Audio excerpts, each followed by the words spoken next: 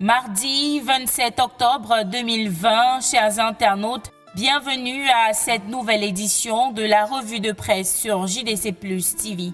3 jours après le massacre de Kumba, la presse porte toujours le deuil. L'essentiel du Cameroun indique que le pays est en larmes. Le bi-hebdomadaire écrit qu'avec cet incident, les tueurs d'enfants de Kumba viennent de faire l'unanimité des Camerounais contre leurs crimes barbares. Marche de soutien aux familles, condamnation du chef de l'État, pluie de messages d'indignation dans les réseaux sociaux. Les pleurs soulignent l'essentiel du Cameroun, montent des 4 coins du Cameroun pour dénoncer cet assassinat de l'avenir de notre pays.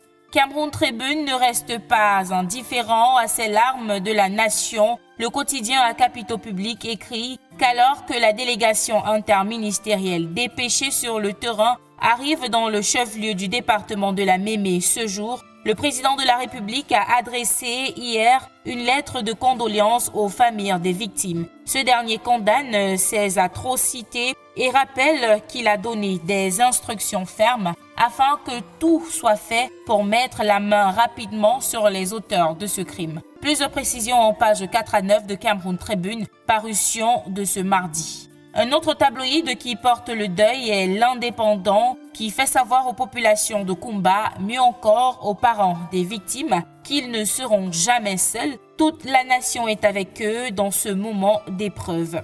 Le massacre de Kumba a choqué tout le monde et parmi les réactions des hommes politiques, il y a celle de Cabra Libi, relayée par Le Messager dans son édition de ce mardi. Le leader du Parti camerounais pour la réconciliation nationale, lors d'un point de presse hier à Yaoundé, a fustigé l'indolence du chef de l'État, qu'il a d'ailleurs invité à prendre ses responsabilités suite à ce massacre.